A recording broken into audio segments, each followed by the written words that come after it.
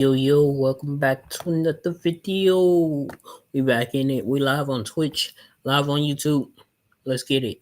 This is how the hell did they get the car in the classroom? Drake and Josh. Let's see. There are some things that really stick with you in life. Your first crush, your first concert, first time getting arrested. But you know what's really stuck with me over the years? How the actual hell did they get that car inside that classroom in that one episode of Drake and Josh? Seriously, this question has haunted me for over 20 years because, oh yeah, that's how old the episode is. Honor Council premiered in November 2004 as the final episode of season 2 of Drake and Josh. It's about Drake getting falsely accused of a crime and Josh having to defend him in fake court. And honestly, does any school actually do this? My high school had a mock trial team, but they were all aware that they were just role-playing essentially. It was never a fake trial with actual stakes, like deciding the fate of a real student getting suspended or not. But whatever. This episode is also noteworthy for being the first appearance of Mindy Crenshaw, who goes on to be a pretty important character in the series as both a rival and love interest for Josh. I love you. Okay. Same chemistry.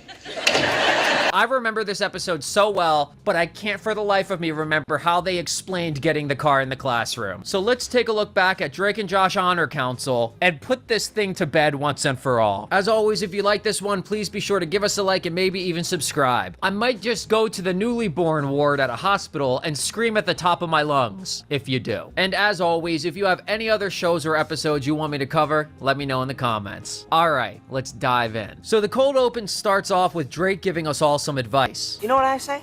If it feels good, do it. And then Drake starts jacking off right then and there in front of the camera. No, it didn't. Drake, stop poisoning the youth of America. Just kidding. And to be honest, it always makes me feel weird whenever they reference the fact that they're on a TV show in these cold opens. Like Josh asking Drake if he's giving a good message to the youth of America. Why do they know they're on a show? Then our plot gets started right away, because as soon as they walk into the classroom, there it is, right in the middle of the room. Miss Hafer's damn car. And the other students who were already in there before Drake and Josh have like no reaction. Shouldn't people be gathered around like, whoa, what the hell? There's a fucking car in the middle of the classroom. But no one is saying anything. They're all silent. And you know why? Because they're all extras. They're not allowed to speak, or else Nickelodeon would have to pay them more money. Mindy comes up to Josh and starts randomly insulting him. Oh yeah, she wants him bad. And when she first appeared on screen, I couldn't help but notice she looked really young. So I got curious and looked it up. Josh had just turned 18 when this episode premiered, so he was likely 17 when it was filmed.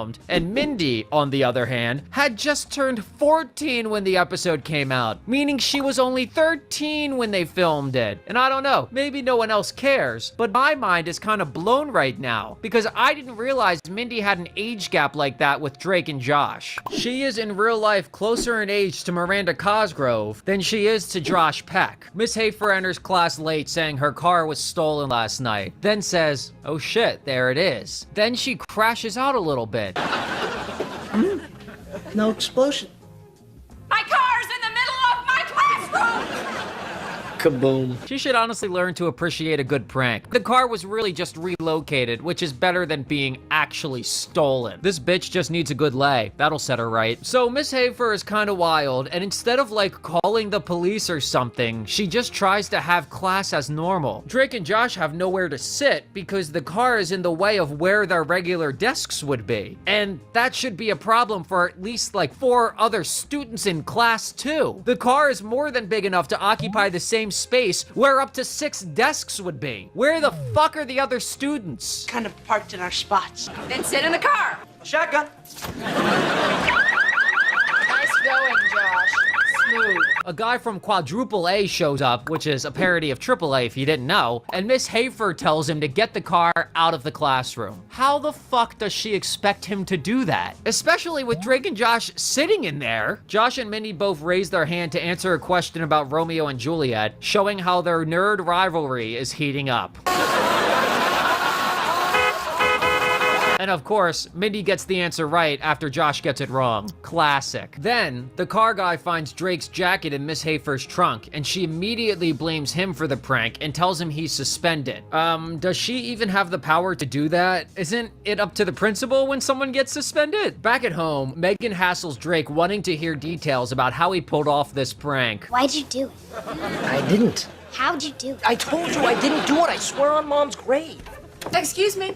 Still alive here. And I'm with Megan. She's asking the right questions. Drake insists he didn't do it and tells his parents the same thing. Suddenly, Josh bursts in and says the school can't just suspend Drake because of his Sixth Amendment right to a speedy and public trial. And he, of course, offers to be Drake's fake lawyer in fake court. Cut to the courthouse. I mean, the school? Damn, what room in the school even is this? It's like a whole ass fake courtroom. The judge has a podium, there's permanent signs on the wall, everything. How do they have a whole area for student trials like this? Do that many kids get in trouble and then dispute the claims? Miss Hafer shows up, tells Drake she hates him, and then reveals that her fake lawyer is going to be none other than Mindy, who always beats Josh at everything. I've come prepared.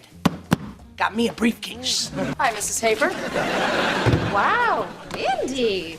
2 briefcases. How much paperwork could she possibly have that she needs 2 briefcases? The judge walks in and holy balls, that's Richard Gleason, aka Mr. Vernon from the Breakfast Club. You're found guilty by the jury. You're going to be suspended from school. Don't mess with the bull, young man. You'll get the horns. Pretty cool cameo, and clearly, if Dan Schneider wanted him for the guest role, he must be a fan of his work, which kinda makes the Breakfast Bunch episode of Victorious make a little more sense. Drake asks what's gonna happen if he's found guilty. You're found guilty by the jury. You're going to be suspended from school. And if I'm found innocent?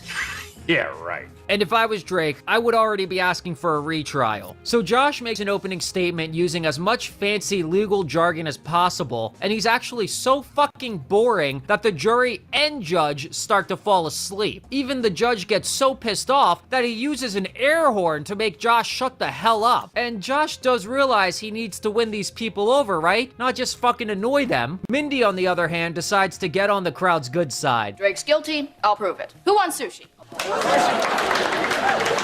What is it with Dan Schneider shows and sushi? The characters on Zoe 101 are like obsessed with it. Where's our sushi? Oh, want somebody order some California rolls? Can we have our sushi? Hell, in Victorious, the gang goes to Nozu to get sushi as well. How's that tuna? Good. The sushi here is amazing. And Mindy's using it to bribe the entire jury and judge. Also, in Drake and Josh Alone, there's an episode called I Love Sushi, and there's even an episode where Megan eats sushi off of Drake's guitar. Are you eating sushi off of my guitar? Yeah. Why? Does it upset you? Yes. Well, that's why. What is it with Dan Schneider shows and sushi? Mindy calls Drake to the witness stand, and somehow she got her grubby mitts on his personal notebook. How did she access that? She enlarges some of his personal doodles, and this part was always one of the funniest moments in the entire episode for me. The first drawing depicts Miss Hafer jumping to her death from an airplane. And who is this jumping out of the airplane? Mrs. Hafer? And where's her parachute?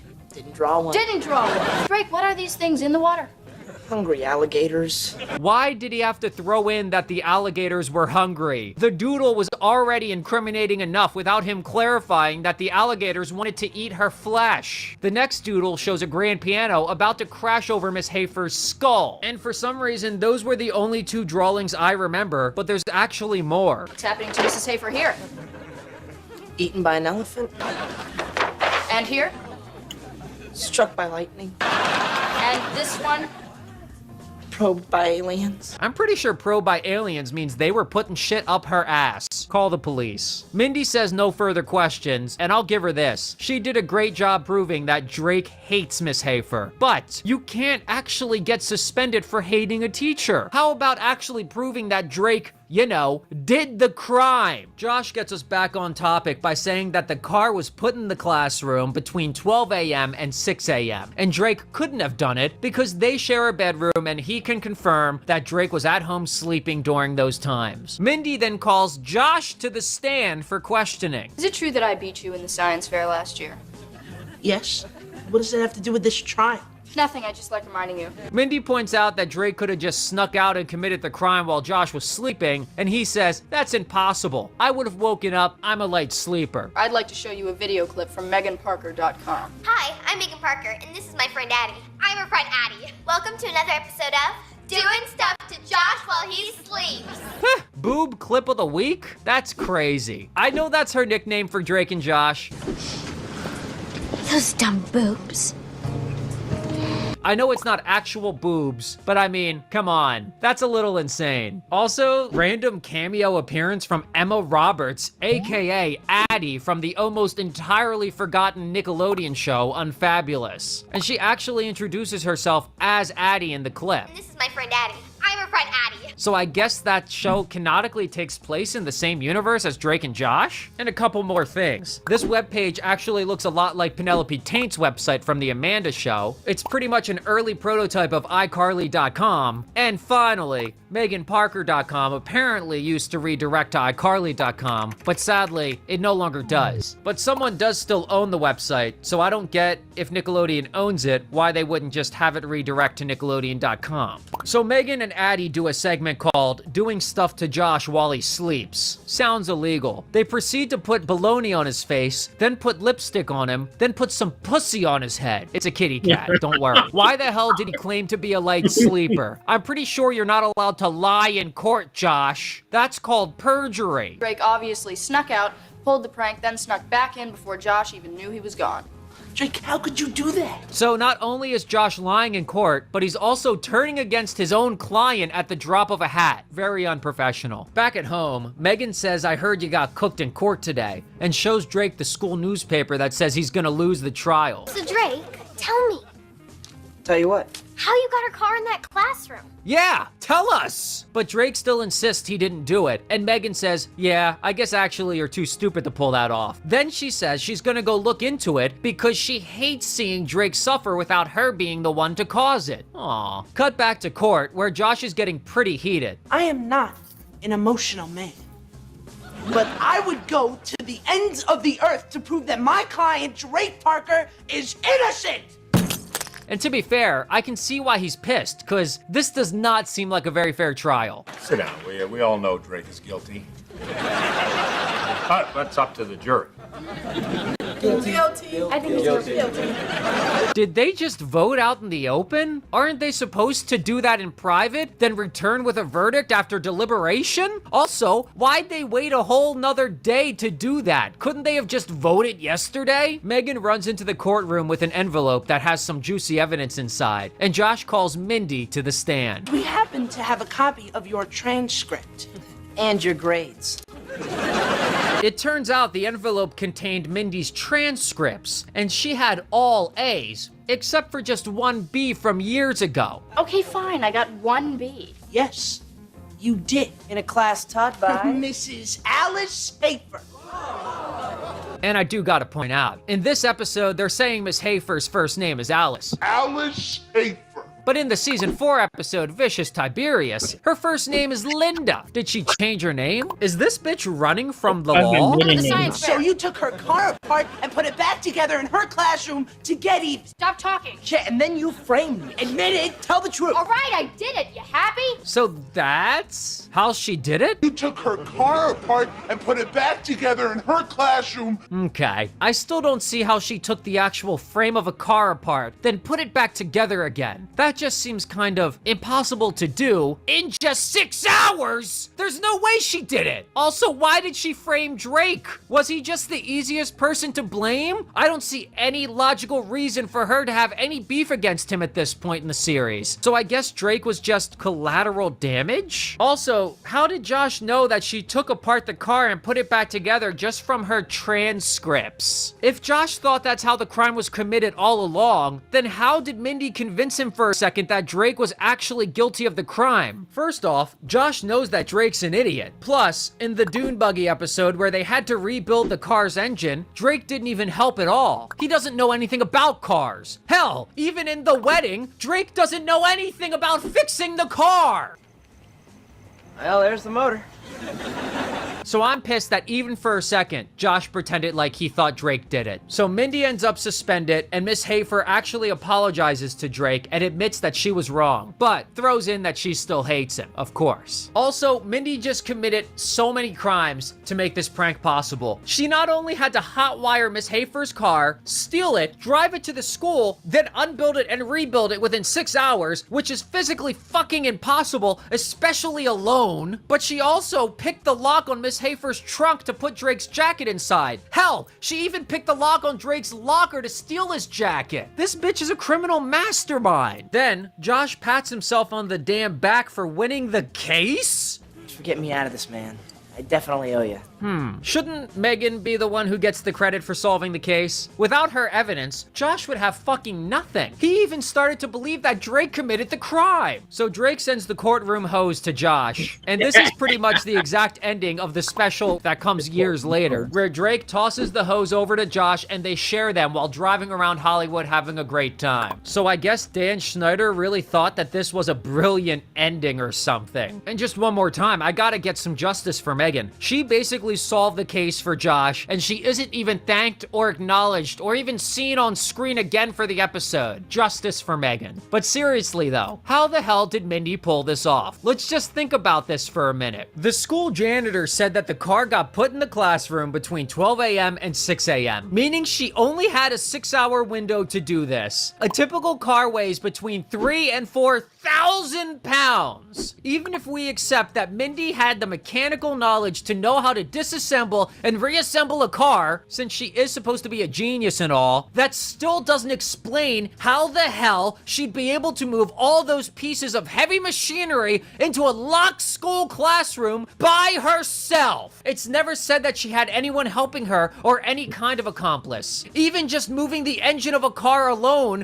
which is a couple hundred pounds, mind you, would require some equipment and most likely multiple fully grown adults with proper rigging. Mindy is a young, small-ass teenager, and you're telling me she did this all in 6 goddamn hours. Being a genius doesn't give you super strength and super speed. I'm gonna have to put this one back in the bargain bin, because I ain't buying it. But even though this prank is super implausible, to the point where I feel comfortable calling it straight up impossible, it's still pretty damn memorable, and the episode is really funny. So, we'll let it slide. But enough of me yapping. What did you guys think of Honor Council? Did it still make you laugh all these years later? Or...